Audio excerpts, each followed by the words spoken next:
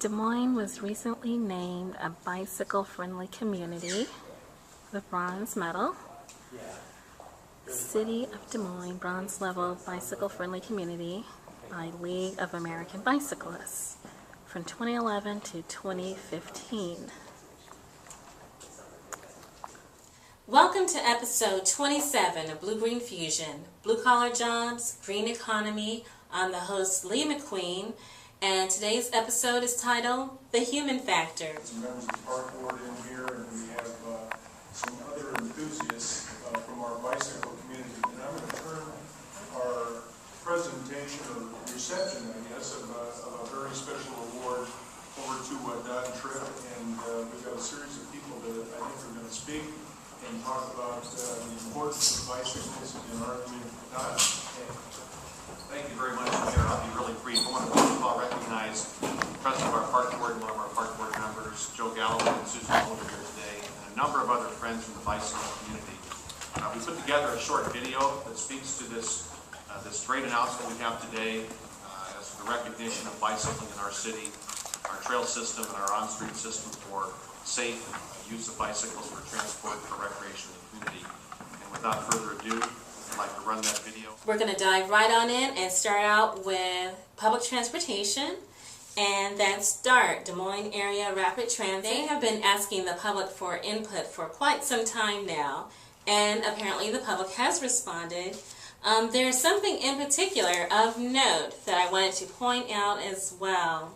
They asked for public input on the general manager search. There was a survey to complete. It was through SurveyMonkey, and the deadline was Monday, June 13th, but you still have an opportunity to contribute to DART's planning. DART received more than 100 resumes for the position of general manager so far. Their commissioners are in the process of identifying the finalists, and the finalists are going to go through an interview process the week of June 20th, which is this week. The next general manager of DART can be named as early as July.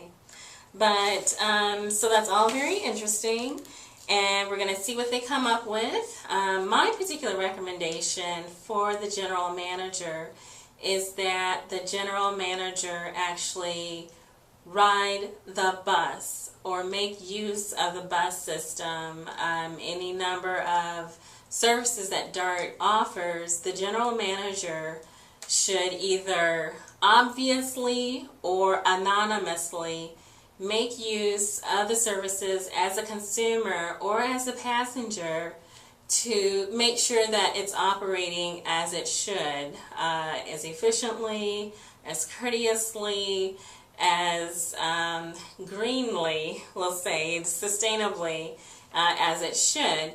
I bring that up because at an earlier public input meeting, I did ask the upper level executives of DART, of Des Moines Area Rapid Transit, whether they actually rode the bus themselves. The answer was no, or, well, it was dead silence.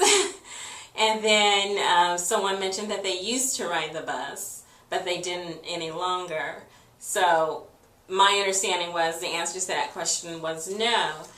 Therefore, they depended on the public for input on the service itself, on the buses themselves, on the routes, on the service, on the employees, things like that. And so there's nothing like having firsthand knowledge.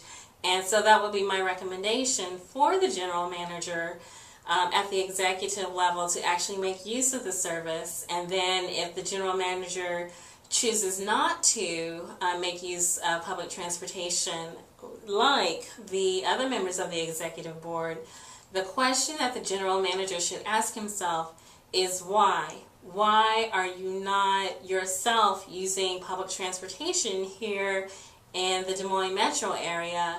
And then after you ask yourself that question, then ask yourself the question of why anyone else should make use of that service. DART is seeking an individual to fill the position of general manager, the senior executive position that will lead a 250 employee, 150 bus independent agency.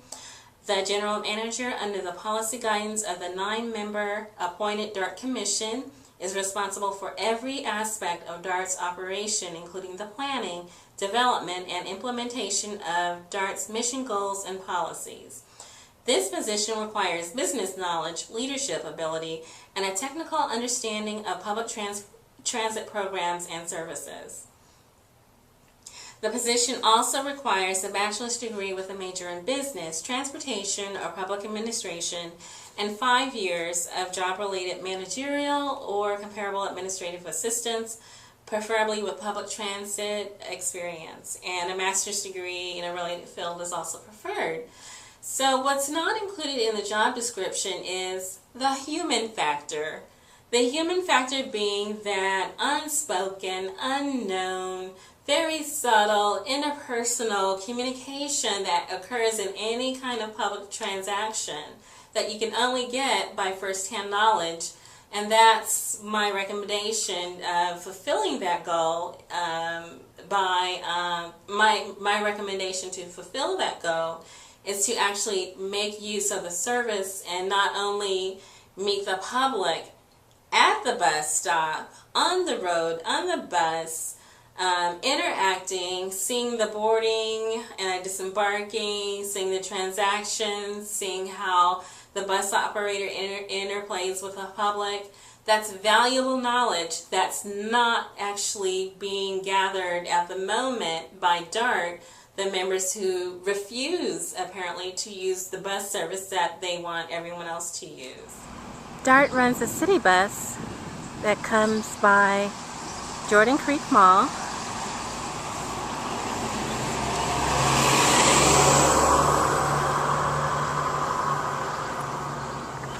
People on the city bus are welcomed by West Des Moines Police Department and mall security. Also in DART news, I did get this from their organization. They've been passing these out. And apparently, DART is saying that they asked the public how the public wanted DART to grow over the next 5, 10, and 25 years. Now they want to hear what the public thinks of the draft plans. I commented on the draft plans in episode 25 and then also 26, I believe. They're asking the public to join DART at a public meeting in July. The date is not set. According to them, the meeting details will be posted on the website ridedart.com. And my last check of the website, the date hasn't been set yet, but it is sometime in July. And I do definitely recommend not only the people who ride the bus participating in those meetings, but also people who live on the bus routes or who interact with the bus service in any way, or who have concerns about city infrastructure and engineering and planning and transportation, those who are interested in sustainable transportation and environmental issues, and then of course people who ride the bus or know people who ride the bus. Very important, because that bus circulates all throughout the Des Moines Metro, so it pretty much affects everyone. Very good to get your voices heard. Still on transportation, this time we're talking about passenger rail. We've done shows on passenger rail touching on the issue as they've cropped up. The latest information from the Greater Des Moines Partnership. Their website is DesMoinesMetro.com. They send out a notice to people on the mailing list, one of which is myself. And apparently what they're saying is the U.S. Department of Transportation awarded Iowa and Illinois $230 million for the new passenger rail service from Chicago to the Quad Cities and then on to Iowa City. Plus, they also awarded $1 million to study connecting Iowa City to Des Moines and then also Omaha. So, this is according to the partnership. The partnership supports continuing to fund the Iowa Department of Transportation Passenger Rail Fund Program to provide matching funds to draw down Iowa's portion of these federal funds. And the Des Moines Partnership wants people to contact legislators and the governor on this issue. My take on this is that passenger rail is an investment in job creation to build, operate, and maintain rail infrastructure. And I don't have the paper with me now, but City View last week had a cover of Governor Terry Branstad with a little note commenting on the 200,000 jobs that Terry Branstad campaigned on for the governorship. Just a reminder notice. And so you can kill several birds with one stone with passenger rail. Expansion of passenger rail service may create those 200,000 jobs easily. And then also, and with federal funds, with a small matching amount from the state of Iowa, and possibly even private business as well, putting up funds too, which would be an interesting concept. Expansion of passenger rail is an investment in business and tourism. The gift that keeps on giving. It's actually not so much as a gift as we're putting in time and effort and energy and money in order to get a greater return in the future. However, we do have a governor who will listen to logic and reason. That's my take on things, particularly if a clear benefit from the business angle can be proven and explained. And so what I recommend is that those interested in the concept and implementation of passenger rail and jobs state the case and then back that case with facts, figures, and case studies and anything else you want to throw at it. So that's passenger rail in the state of Iowa and all the possibilities that may come with that. So we do have community development news. That's all part of sustainability and the green economy. And so we want to get right to that too and look at what's happening locally on the ground. The Snow Ordinance Street Program is going to be expanded. We spoke on the Snow Ordinance Streets at length in our storm management episode, stormwater management episode from last December. Prior to our snow season in Des Moines, we were just in time with that. And then now they're planning for an expansion of that Snow Ordinance Streets program. Public Works will expand the program from 16 to 24 neighborhoods. Those neighborhoods who are not currently participating but wish to join should submit a written letter of request by August 31st to William G. Stowe, Assistant City Manager and Public Works Director, Department of Public Works, 216 Southeast 5th Street, Des Moines, Iowa, 50309. And then we also did have Bill Stowe on the show commenting on the Snow Ordinance Streets program. So if you want to know what that's about, you can always go to emgov.org. Or you can even watch the most popular episode of Blue.Green.Fusion, which is episode 11, and that's the Public Works episode with Bill Stowe. Snow and ice control questions go to Bruce Braun. He's the Street Maintenance Administrator. You can reach him at 237-1371. Also in Des Moines Neighbor News, Mayor Frank Cownie is going to speak this Thursday, June 23rd at 7 to present his vision of how Des Moines neighbors in local neighborhoods can impact the quality of living in Des Moines. All right, continuing on with community news. I attended the Des Moines City Council last Monday, which started off very well for Parks and Recreation. They received the Bicycle Friendly Community Award. I've always liked biking in Des Moines. As a kid, I used to bike up and down Grand Avenue on the sidewalks. It's one of those things that gives you a sense of freedom, and I love to pass that kind of freedom on to whoever it can be. I mean, whether it's my kid. Obesity rate with kids is about 15 to 30%, so we'd like to change that and get kids more active. And so biking to school really helps them stay active. And we see more people opting to try a bike, whether it's downtown and getting off and seeing the opportunities to get one of the downtown rental bikes and just ride around in downtown and shove it back in a rack someplace. Biker can ride to a bus stop, put his bike on a bike rack on the bus, and get on Des Moines Area Rapid Transit, get into downtown, and then ride the rest of the way to work. 1, 2, 3. Wait, one more. 1, 2, 3. All right. However, towards the end of the evening, things kind of changed somewhat for Parks and Recreation. And I'll let the video kind of tell that story, but I'll give a little rundown of what happened at the council as it affects sustainability, green issues, and then infrastructure. Infrastructure, which plays such a large part in the concept of the green economy, also with job creation, and then the renewable energy tie-in as well. Let's do it.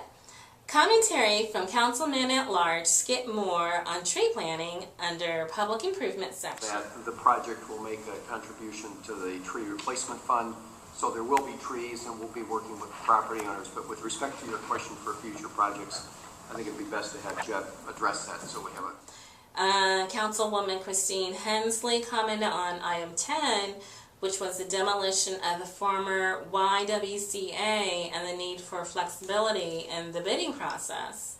There was additional commentary from Moore on item 11, the need for public input and review on the process for Hubble Avenue's bicycle lanes, plus sidewalks at Sheridan, Hubble, and then East Park Avenue. All right, there was quite a lot of commentary on the vacation and lease of alleyways along Locust, and then water issues in the alley for Public Works and Engineering to address. Moore also spoke on land development at the woods of Copper Creek, which was sent to the city manager for review. Communication and report section included updates on development in the Merle Hay area near Beaver and Douglas. Mayor Frank Cownie emphasized the need for complete streets and future developments, including bicycle lanes and sidewalks. Because of federal funds, the neighborhood won't have to pay for those sidewalks with city assessments. This relates to the issue that Skip brought up before. This is an area that desperately needs a sidewalk. The city could just say, hey, there's going to be a sidewalk somewhere over on Beaver, and we could assess it. Because of the federal funds that are brought into this project, the neighbors don't have to pay for this. We're not forcing an assessment on them at all. And in some ways, I think that's a real benefit to the people that live up and down there, that they will have a sidewalk that they don't have to pay for. It may not seem fair to a lot of people that we're talking about assessing earlier in the meeting, but it is the way that it's working out there. And I think that's pretty fair. They don't have to both swallow a sidewalk and pay for it. The federal government largely is going to pay for the sidewalk. So there's a benefit, kind of like the passenger rail situation. Although we do have to put up some of our funds at the state level for passenger rail in order to meet what the federal government is giving us, which is quite a sizable amount. We do have to show our commitment too. On the local level, in terms of the sidewalks, we're also receiving federal funds for that. Only this time, it's without any caveat. There won't be any city assessments for that, which is good for our city.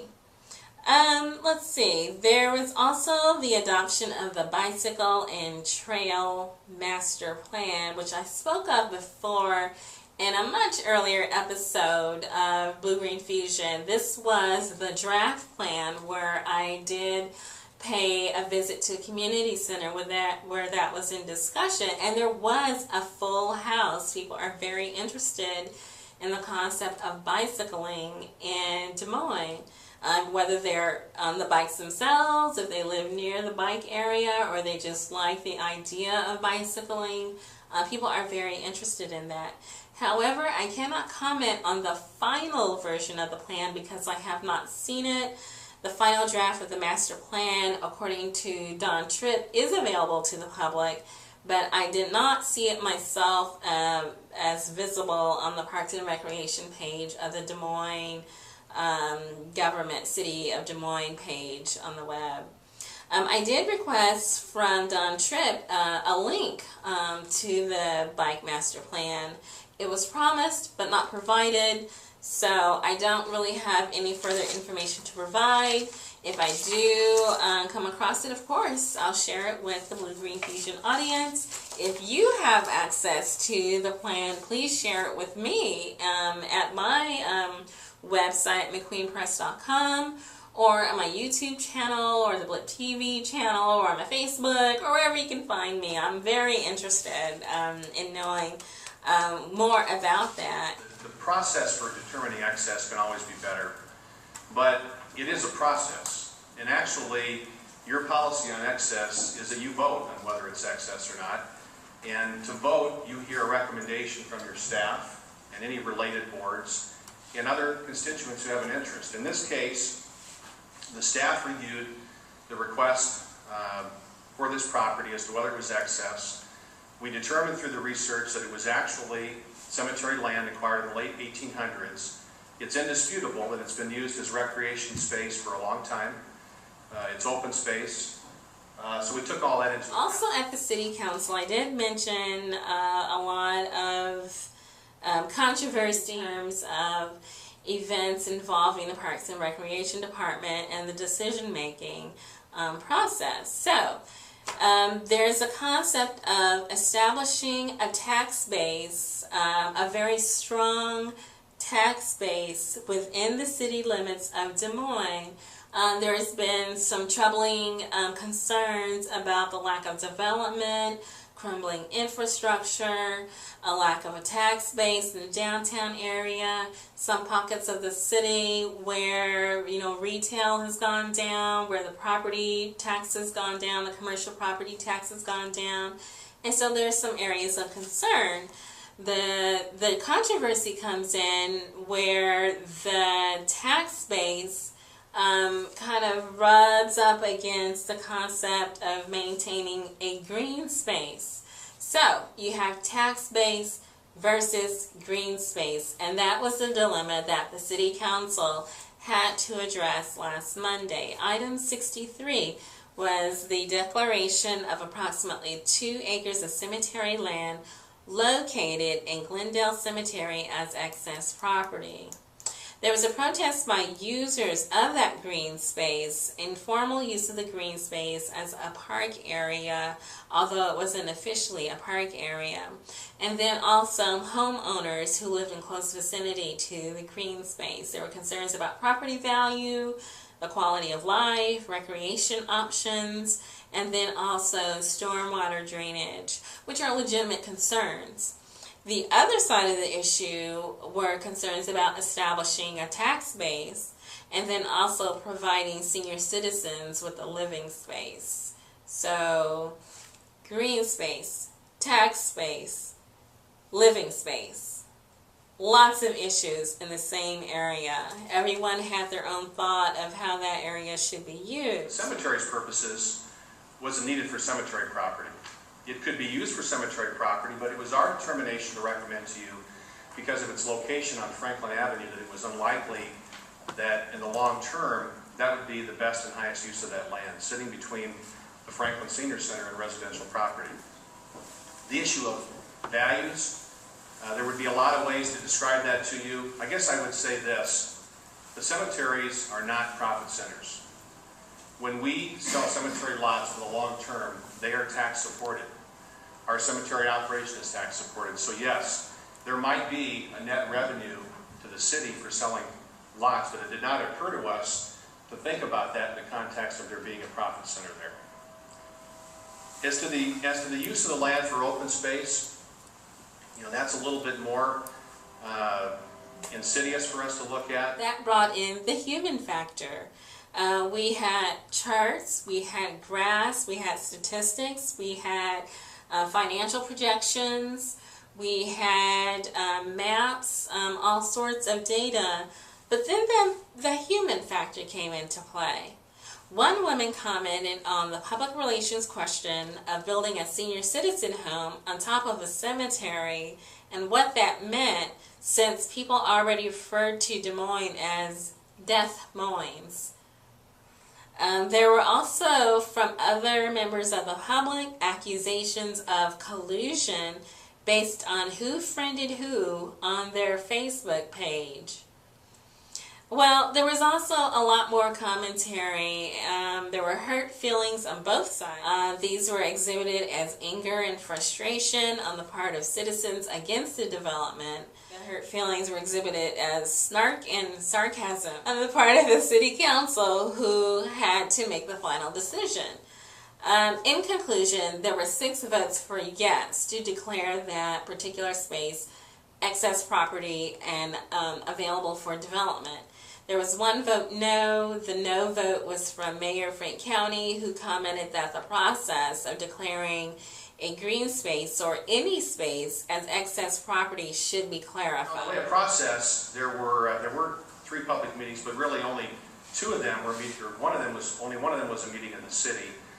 The developer hosted meetings to the neighborhood associations on consecutive nights at Northwest Community Center, but the staff, to meet the requirements of your policy, mailed notices to everyone 250 feet from the property, which should include everybody along Franklin there. And I really apologize, the resident who was here before didn't get notice. It would have gone to a property owner. I guess I have no explanation for that, except to tell you that we made our best efforts to mail to everybody per your policy within 250 feet. In addition to that, we had addresses of neighborhood association folks that had attended those 2 meetings. So I want to tell you that as long as I've been doing this, you always miss someone. There's always somebody up here who says they weren't noticed, but we made every effort we possibly could according to your policy to make that notice. I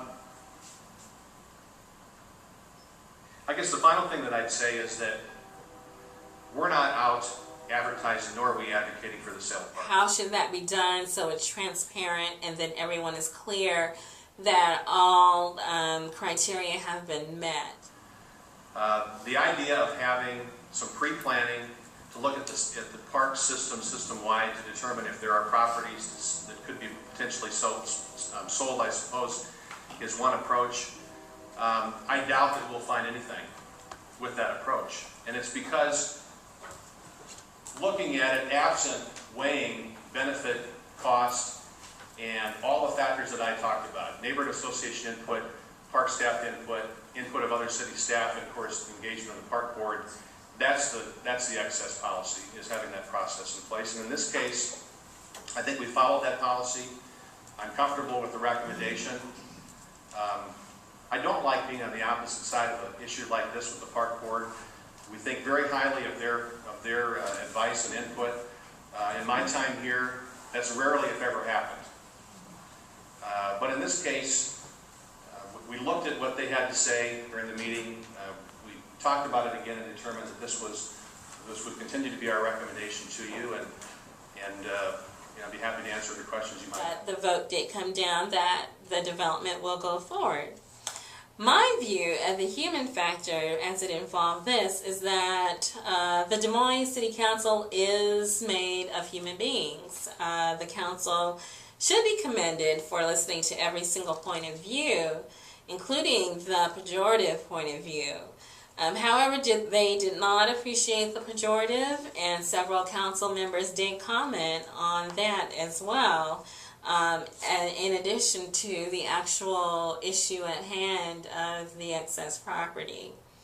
Overall, my thought is you never know what may tip the balance of decision making, whether the council will send it back for additional review, whether to delay a hearing for additional information, or to decide to come to a conclusion based upon conduct in the council chamber.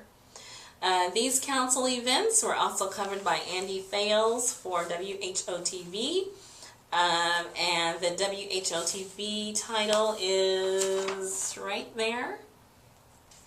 It's from June 14th. City Council, YWCA, Graves Lake, bike lanes, green space, all get discussed at Des Moines City Council meeting. This is also covered by the Des Moines Register, And usually issues like these are covered by Jason Pulliam of the Des Moines Register. That was a pretty interesting evening at the council. Look for June 14th reporting on the council issues for a clear understanding of how the council made that decision. Still on community development, I have an article from the Iowa Bystander, Capital Crossroads, where do we fit in the equation? This is from the May 16th Iowa Bystander. It's written by Alan Spencer. It's quite a lengthy article on the back page. And he's commenting on what role nonprofits would play in the community planning, and then also who anointed those involved with the planning as leaders of the community. And then a question of who those leaders were representing. There's a quote that I lifted from that article: the Capital Crossroads Capacity Assessment done by Market Street Services Incorporated did what it was supposed to do with the information it got from those who were invited to be a part of the process. It incorporated some of Des Moines and surrounding communities' finest individuals, but also left out in the process some of the area's most capable individuals. You can read between the lines, or you can read the full article in the Iowa Bystander. Blue.Green.Fusion also reported on Capital Crossroads in at least 2 episodes. The Capital Crossroads visioning is included in Iowa, the Place to Be, which is episode 17 of Blue.Green.Fusion, and then also The Green is Real, episode 25, as a follow-up. So that all involves community involvement, and I still say that it's better for the community to be involved than not be involved. Even if it includes either hurt feelings or uncomfortable feelings, public input is very vital in order to push a community forward. It's very important, and I do appreciate that DART is putting itself on the line, that the city of Des Moines puts itself on the line, that various organizations who are wanting to develop and grow the city are leaving themselves open for commentary, both positive and helpful and constructive, some with side commentary that may not be helpful or constructive, but all commentary is very important, and then something can be gleaned hopefully from all of it. Alright, so speaking of that, there's a notice of a public meeting for the 4 Mile Creek Watershed Study. There's 2 meetings, and this is from Polk County, and they even include a map of the area of which they're speaking. So there's 2 meetings, and the lower part of the watershed includes Des Moines and Pleasant Hill. So the meeting on that portion is going to be Tuesday, June 21st, which is tomorrow, or just Tuesday, June 21st from 5 to 7 p.m. That's going to be at the 4 Mile Community Center at 3711 Easton Boulevard. The upper part of the watershed is going to be Ankeny and the neighboring communities. That's Wednesday, June 22nd, 5 to 7 p.m. and that's going to be at Snyder and Associates, 2727 Southwest Snyder Boulevard, the South Building, which is the gym. At those public meetings, I'm going to recommend that both the organizers and the public just keep in mind the human factor. So there's also another article, and this is involving Ankeny, and it's called, it's from the Des Moines Register, and its panel focuses on environment growth. And this is June 6, Des Moines Register. Ankeny will take part in a project to set development guidelines for the metro area that will include a focus on environmentally responsible growth. This is organized by Des Moines Area Metropolitan Planning Organization. The MPO received a $2 million grant from Housing and Urban Development to create a regional plan focusing on housing, land use, economic and workforce development, transportation, and other issues. So the Ankeny Mayor, Steve Van Ort, said the city's role in the regional project is consistent with the environmental stewardship principles set by the City Council. It also aligns with goals in the city's comprehensive plan, which was updated in 2010 with the help of consultants, Peterson said. And this is Peterson, who is the Community Development Director. He said that committee members will gather data and review where cities are today in their development goals. A significant amount of feedback from the public is expected as officials create a vision for the metro area. So it looks like they're welcoming public input, which is good. Let's see. And exciting. All right, the next article is also from the Des Moines Register. And in it, it says, Branstad signs Brownfield tax credit. This is from the June 19th Des Moines Register. Senate File 514 could help with redevelopment of old vacant buildings in cities and towns across Iowa considered brownfield or grayfield properties. And my thought is, I wonder if this could have proven useful for the great controversy about the senior citizen development out by the cemetery, where they wanted to do new development, new construction, whereas in the downtown area we have old construction that's owned by the city of Des Moines. For instance, the YWCA, which was also addressed in the same council meeting, that was too expensive to demolish, and I'm wondering if it could have been refurbished as a senior citizen home.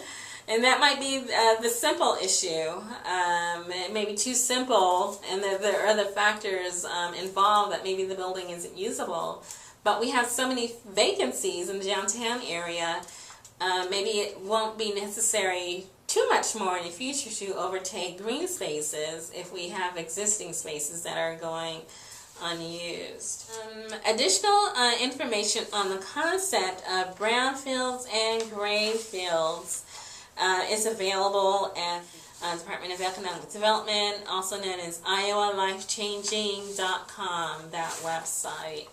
And so that's something that we can all look at and investigate. Evelyn Davis Project update. This is concerning the grocery store, the retail space at 9th and University that has been examined at length on Blue.Green.Fusion, since it involves sustainability, it involves food distribution, it involves the food desert that's here in the Des Moines area, north of downtown, and it also involves establishment of a retail tax base in the city. So these are several issues. There are several issues wrapped around that area in terms of the establishment of a grocery street from DMAC, the old Top Value location. So the Evelyn Davis Project has been working on that for some years, and they're working with a developer. The previous developer was not able to provide proof of funding, and this is where the other developer who's come into the picture, where he stands. Currently they have 6 financing proposals submitted to 6 local banks. They have been made aware of 2 denials from those 6.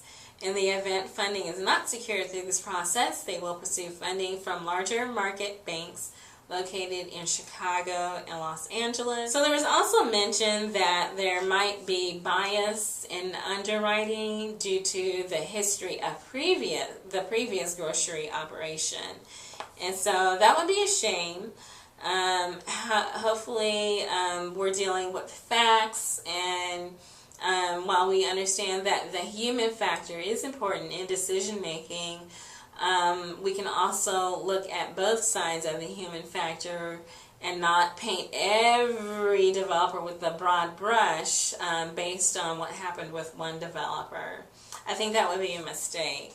So additional information on the Community Planning Committee for the Evelyn Davis Project will be available Tuesday, June 21st 5:30 to 7 p.m. at the United Way of Central Iowa, the Conference Center, Room F. You can get additional information on that project. So we're still on food, and we're talking about the World Food Prize. I do have a comment on the concept of community responsibility. Issue of disturbing food policy here in the state of Iowa, where workers in factory farms and food processing plants have seen their share of employment abuse, human rights abuse, and harassment.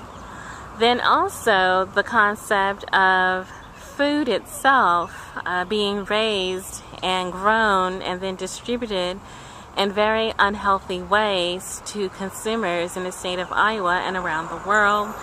And I'm hoping that the World Food Prize will take a responsible stance when it comes to agriculture and food policy in the state of Iowa, United States, and then internationally as well. I'm definitely looking forward to the World Food Prize providing a leadership example. We want to encourage and do positive public relations for those who are acting responsibly. We also do not want to ignore or pretend that problems don't exist where they actually do need to be addressed. Which is based here in Des Moines. We've seen video of progress of the World Food Prize being refurbished in the old City of Des Moines Public Library. I've checked on the progress several times.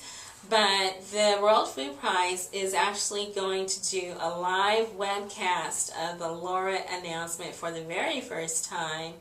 That's also going to be Tuesday, June 21st, 11:55 a.m. Eastern Standard Time, which would make it 12:55 p.m., I believe, Central Standard Time. Secretary of State Hillary Clinton, Secretary of Agriculture Tom Vilsack, and former Governor of Iowa, USAID Administrator Rajiv Shah. All three of those people will be making keynote remarks. You can tune in to the live broadcast at http://video.state.gov, and that's going to be 11:55 Eastern Standard Time.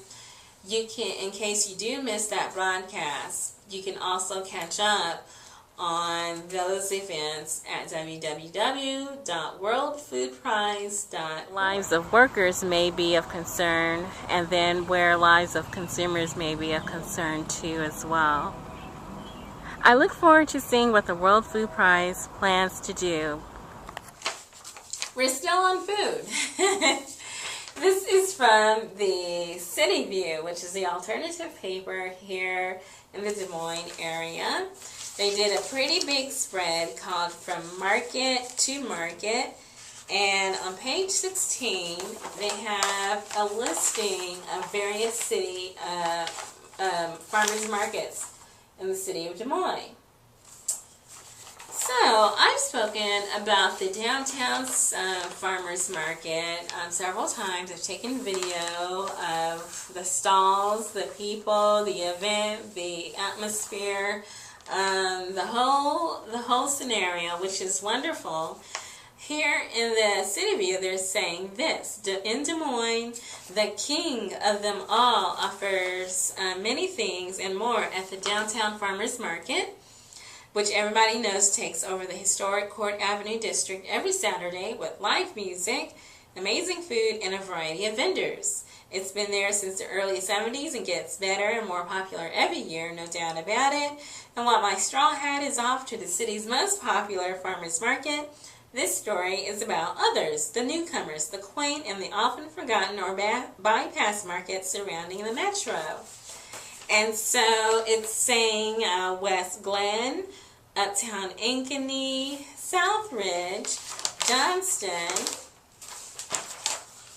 Drake, 4 Mile, Waukee, Highland Park, Valley Junction are also locations in the city where you can find a farmer's market. And I've seen a few of them in action. I've passed through the Valley Junction, very well attended. Lots of people, lots of products, and looks like a very enjoyable time. So wherever you are or wherever you want to go in the city for your farmers market delight, it looks like you have a lot of options, which is a wonderful thing. We're still on food. This is coming from the Iowa Bystander. And let's see, they're saying that the senior food program unveiled. And this is a June 10th Iowa Bystander. And apparently the Iowa Senior Farmers Market Nutrition Program benefits low-income older Iowans. They're issuing coupons that are good through October 31st. And Bill Northey, Iowa Secretary of Agriculture, commented on that program. He says, I hope eligible seniors will visit Area Agency on Aging to participate and then use the coupons at a farmer's market in their area. A combination of state and federal funds will be used to finance the program for more than 21,000 eligible seniors. Eligible seniors must be 60 years of age or older with a household income level at or below $20,147 if single, or $27,214 for a married couple. For more information on the Iowa Department of Aging, visit http://www.aging.iowa.gov or call 515-255-1310 for more information. Center on Sustainable Communities is doing lessons in home maintenance. They're going to deliver evening sessions in 8 cities that reveal ways to save up to 30% on utility bills.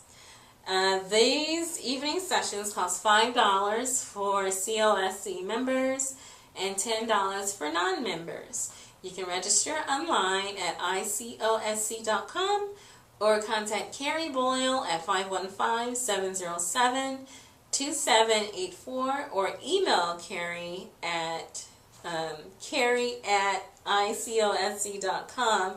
And I also want to mention that the new director for Center on Sustainable Communities is Aaron Todd. He's the executive director. We spent a lot of time on food. We're dealing with the economy now. And I did want to comment that I attended the Strong Iowa Now conference last Saturday, and I got this. And so it's concerning debt and the economy. Hewitt.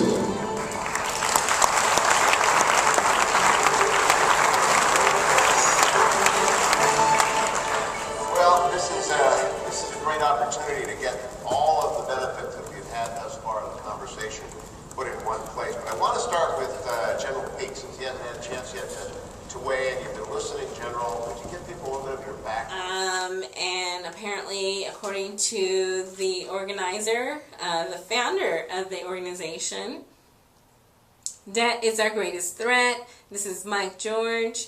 And so he wants people to please take a moment to learn more about their plan to save the country and from financial ruin, and to learn how you or we can help affect real change in Washington. And so they also delivered charts and graphs and possible solutions. According to them, this is Ryan Paul's plan for debt in red. And then they go 2 steps further past the Deficit Commission plan. This is the Strong America Now plan on saving money. Okay.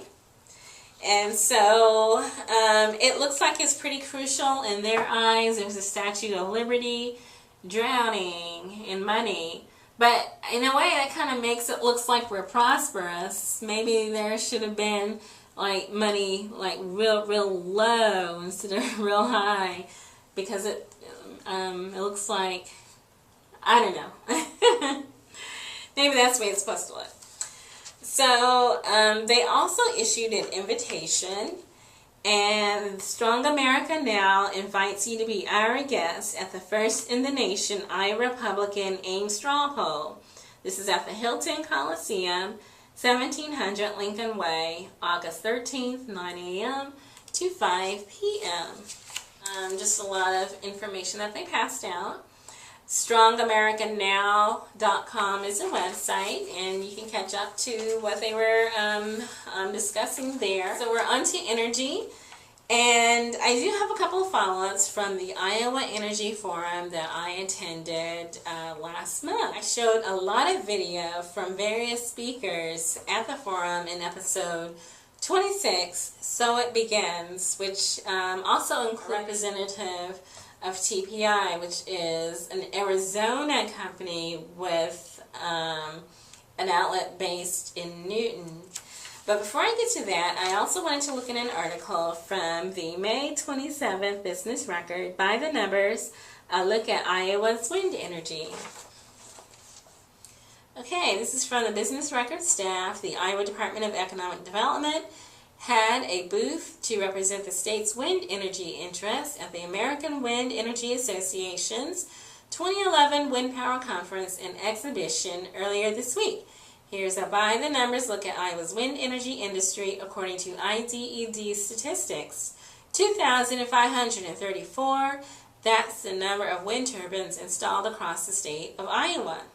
3,675, that's the number of the state's wind generation output in megawatts, good for second place nationally. 7.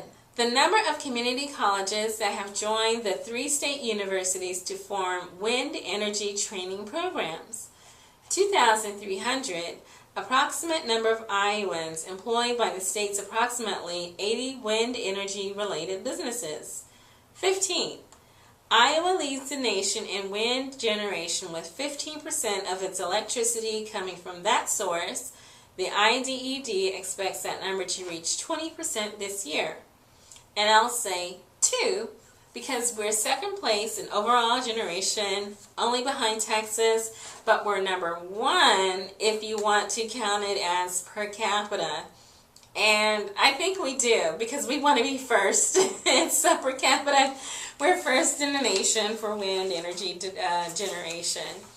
But I do want to go back to the Iowa Energy Forum. We learned quite a lot about Iowa's wind energy industry and the fact that while we've made quite a lot of strides during 2010, we kind of stagnated for development and growth. So we are in danger of being bypassed not only internationally by China, but by surrounding states such as North Dakota and Minnesota, who have continued to grow. So it is a concern. And that was from TPI. TPI also was featured in the Business Record, the June 3rd Business Record. TPI Composites wants overtime lawsuit dismissed. TPI has been hiring. I've seen their job ads in various papers. Here's a concern that was raised by or reported by the Business Record. TPI Composites Incorporated wants a lawsuit claiming that it violated state wage laws dismissed because it does not directly employ 3 people who claim they were not paid for working overtime hours. The Scottsdale, Arizona company said in a motion filed May 25th in the U.S. District Court in Des Moines that is a holding company. It does not directly employ anyone working at its wind turbine blade manufacturing plant in Newton, Iowa. One former worker said he was fired after complaining. The lawsuit was filed by Norman Davis, April Ann Wilcox, and Gary Muttery. TPI Composites filed a motion May 19th to move the case to federal court. Davis said in the lawsuit that he complained to the company on March 18th and was fired March 24th. The lawsuit also seeks class action status. TPI Composites also argued in its motion to dismiss that the plaintiffs made vague allegations that could not be supported by facts. So, welcome to the green economy, same as the old economy in some respects. we'll see how that plays out, and I'll continue to report on it as news develops. Still on the Iowa Energy Forum, I did report that on my way inside to the forum that I was given a flyer by a group concerned enough to actually stage a protest outside the forum. I did not have time to speak to them coming in, and then when I exited the forum, I didn't see them in the area, so I was not able to speak directly to anyone regarding that protest. I was given a flyer, and then I visited their website later. This is WILPF.org, Women's International League for Peace and Freedom. And at first I was confused what the purpose was there. After I visited the website, I did learn from my understanding of what I saw on the website that they have specific advocacy focus against nuclear energy. And then I assumed that that was the reason for their presence outside of the Iowa Energy Forum. This is what I saw on their website. And at the top it says, new nuclear weapons abolition bill needs your support now. Take action. And then there is a discussion of what they're trying to make happen on the website.